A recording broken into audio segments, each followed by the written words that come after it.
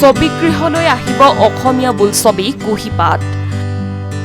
Premiere show' প্ৰদৰ্শনত ৰাইজৰ বিপুল সঁহাৰি। এগৰাকী সাধাৰণ মাছমৰীয়াৰ জীৱনৰ ওপৰত নিৰ্মাণ কৰা হৈছে ছবিখন। কুহিপাত বোলছবিখন পৰিচালনা কৰিছে প্ৰশান্ত কলিতাই। প্ৰযোজনা কৰিছে নৱজ্যোতি বৰদলৈয়ে। উল্লেখ্য যে মস্কো আন্তঃৰাষ্ট্ৰীয় ছবি মহোৎসৱত অংশগ্ৰহণ কৰি প্ৰদৰ্শিত হৈ বিশেষ সন্মান কঢ়িয়াবলৈ সক্ষম হোৱা অসমীয়া বোলছবি কুহিপাত। এটা বাস্তৱ চৰিত্ৰৰ ওপৰত নিৰ্মাণ কৰা ছবিখন দৰ্শকে নতুনত্ব পাব বুলি আশা প্ৰকাশ কৰিছে কুহিপাত ছবিখনৰ কৰ্তৃপক্ষই। এইখন চিনেমা এখন নৈ পাৰৰ মৎস্যজীৱী গাঁও এখনৰ পটভূমিত চিনেমাখন হৈছিল আৰু চিনেমাখনৰ মূল উপজীৱটো হৈছে শিক্ষা। শিক্ষা নহলে কেনেকে এখন গাঁৱত মানুহবিলাকৰ মনবিলাক বেলেগ বেলেগ হৈ যায়, বেলেগ বেলেগ পৰিস্থিতিৰ সৃষ্টি হয়, সেইটোৱে দেখুওৱা হৈছে। আৰু দ্বিতীয়তে হৈছে কি তাত তেওঁলোকৰ দৈনন্দিন জীৱনত যিবিলাক কথা হয়, তেনেকুৱা ধৰণৰ ৰীতি নীতি সেইবিলাকো দেখুওৱা হৈছে তাতে। এনেকে ধৰণে ছবিখন গৈছে আৰু তাত পজিটিভ কেৰেক্টাৰটো মই কৰিছোঁ। মোক সৌভাগ্য হৈছে ডাইৰেক্টৰ মোক ডিউটি চিলেক্ট কৰিবলৈ, সেইকাৰণে মই ভাবিছোঁ এখন চিনেমাত মই সৌভাগ্যৱানে আৰু। হয়, গগৈখন মই ইণ্টাৰনেশ্যনেল বেষ্ট এক্টৰ এৱাৰ্ড পাইছিলোঁ কলিকতাত। সেইখনৰ পিছতে ইয়াৰ পিছত আৰু দুখন মোৰ আৰ্ট পিকচাৰ আহি আছে। দুখনতে মোৰ মেইন কেৰেক্টাৰ, এখন বুৰ্খা হীৰেণ বৰা ছাৰৰ আৰু এখন চন্দ্ৰমতি ছাৰৰ ভ্ৰমণ। এই দুখন বেক টু বেক অলপতে আহি আছে, 2-3 মাহ পিছত আহি আছে। এইটো আচলতে প্ৰডিউচাৰে গম পাব, প্ৰডিউচাৰে কেতিয়া কৰে, আমিতো এক্টিংহে কৰোঁ। আমি আশাবাদী। একচুৱেলি ছবিখন বনাওঁতে আমি ভাবিছিলোঁ এখন মানে ম্যান সম্পন্ন এখন মানে উচ্চ ৰুচিবোধ সম্পন্ন এখন ছবি, অসমীয়া ছবি বনাবলৈ এটা মন আছিল।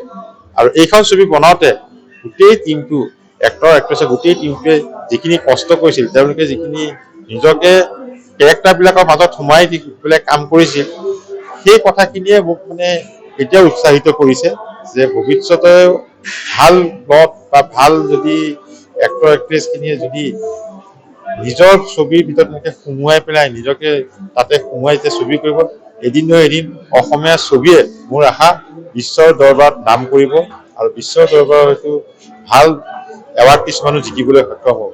আৰু মই এতিয়াও আশাবাদী।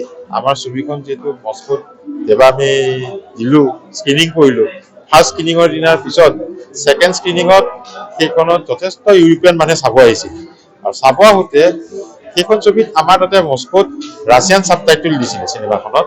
সেইটো এটা বিৰাট মোৰ গৌৰৱৰ বিষয়, কাৰণ মই বিৰাট ভাল পাইছিলোঁ এইকাৰণে যে মই অসমীয়া এখন ভাষাৰ ছবি এখন মস্কোত যেতিয়া ছাবটাইটেল হৈ যায় ৰাছিয়াত, নিশ্চয় মানে অসমীয়া যেতিয়া কয় অসমীয়া ছবি, আছামিজ ফিচাৰ ফিল্ম কুহিপাত, সেইটোৱে মোক বিৰাট মানে মনত বিৰাট প্ৰাউড ফিল কৰিছিলোঁ। সেইকাৰণে মই এতিয়াও ভাবোঁ ভৱিষ্যতেও হয়তো অসমীয়া ছবি আৰু উন্নতি কৰিব আৰু আমাৰ ছবিখিনি হয়তো বেলেগ বেলেগ এটা ফেষ্টিভেলত হয়তো চাই পেলাই নিশ্চয় সমাদৃত হ'ব বুলি মই এতিয়া আশা কৰোঁ। আৰু মোৰ এই গোটেই কলা কুশলীসকলে শুভেচ্ছা থাকিল গোটেই ছবি বনোৱা, তেওঁলোকে যাতে ভৱিষ্যতে আৰু বাৰু ভাল ভাল ছবি বনাওক তেওঁলোকৰ।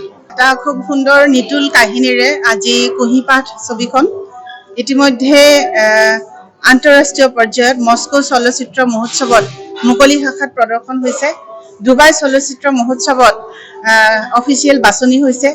এই ছবিখন এতিয়া আমি ভাবিছোঁ যে বিশ্বৰ আন প্ৰান্ততো মানুহে চাব।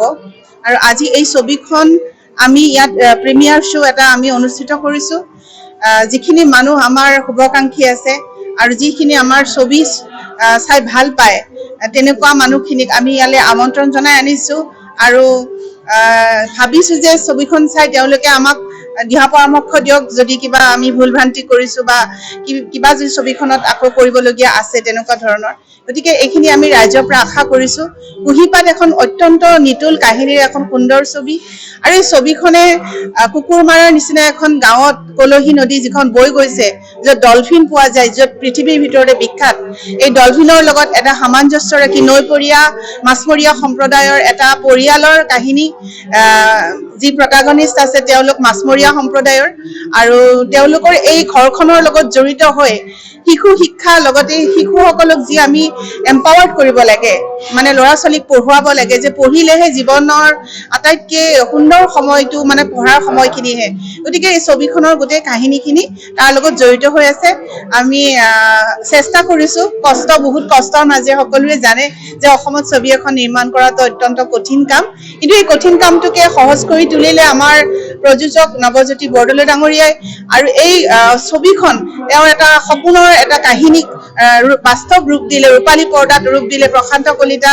ডাঙৰীয়াই পৰিচালক হিচাপে গতিকে আমি তাত মই মুখ্য চৰিত্ৰত অভিনয় কৰি যথেষ্ট সুখী হৈছোঁ এতিয়া ৰাইজে ক'ব যে কেনেকুৱা অভিনয় কৰিলোঁ কি অভিনয় কৰিলোঁ তেনেকুৱা শৈশৱতে মন হয় যে নিজেও এখন ছবিৰ পৰিচালনা কৰিম কিন্তু পূৰ্ণদৈৰ্ঘ্য ছবি এখন পৰিচালনা কৰিবলৈ হ'লে যিমানখিনি কষ্টকৰ আৰু সেই মৰহাটো কৰিব পৰা অৱস্থাটো নাছিলে কিয়নো ছবি এখন কৰিবলৈ হ'লে অসমত আজিৰ তাৰিখত ফাইনেন্সিয়েলি বহুত টকাৰ প্ৰয়োজন হয় আৰু নতুন মানে প্ৰডিউচাৰসকলে নতুন ডাইৰেক্টৰক মানে ফাইনেন্স কৰিবলৈ আগবাঢ়ি নাহে বা প্ৰডিউচাৰসকলে আৰু এটা কাৰণত ফাইনেন্স নকৰে যে অসমীয়া ছবিৰ পৰা ৰিটাৰ্ণ মানি পোৱাটো যথেষ্ট কষ্টকৰ তো ভাবিলো যে এনেকুৱা এটা আমি ষ্টৰী লাইন শৈশৱৰ পৰা দেখি আছিলো এইটো ষ্টৰী লাইনৰ ওপৰত এখন ছবি কৰিব পাৰিলে ভাল লাগিব তো যিখন নদীত মই উমলি জামলি ডাঙৰ হৈছো যিখন সমাজত চলিছিলো আৰু মোৰ একেবাৰে মানে নাতিকাষৰীয়া গাঁও এখন মাছমৰীয়া গাঁও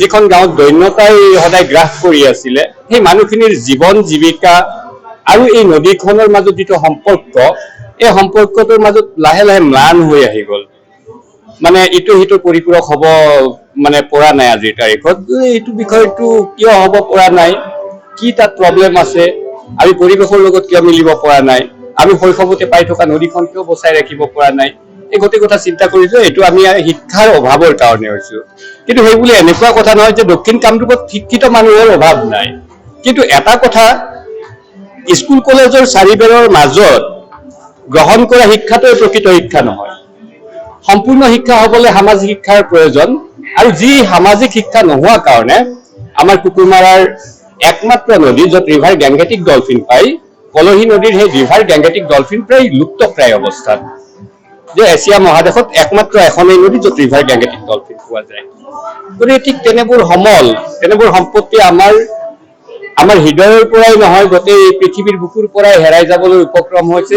এই যিটো সামাজিক শিক্ষা এইটোৰ অভাৱৰ কাৰণে গতিকে মোৰ চিনেমাৰ বিষয়বস্তুটোৱে আছিল মূল বিষয়বস্তুটো শিশু শিক্ষা পৰিৱেশ সংৰক্ষণ আৰু সামাজিক অৱক্ষয় এই সকলোবোৰ অৱক্ষয়ৰ মাজেৰে আমি মানৱতাক কেনেকৈ গঢ় দিব পাৰো সেই হৈছিল ছবিখনৰ মূল উদ্দেশ্য আৰু সেইখিনি হ'লে এখন সমাজ সুস্থ আৰু সুস্থিৰভাৱে চলি থাকে গোটেই টিমটোৰ লগত আলোচনা কৰিলো তেখেতসকলে ক'লে এইটো ভাল ষ্টৰী হ'ব শৈশৱৰ পৰা প্ৰায়খিনি আমাৰ দক্ষিণ কামৰূপৰে শিল্পী কলা কুশলী তেখেতসকলে সকলোৱে আগ্ৰহী হ'ল আৰু সকলোৰে সহায় সহযোগত আজি ছবিখনে ছবি হিচাপে আজি ছবিগৃহত আমি এবাৰ হ'লেও চাবলৈ সক্ষম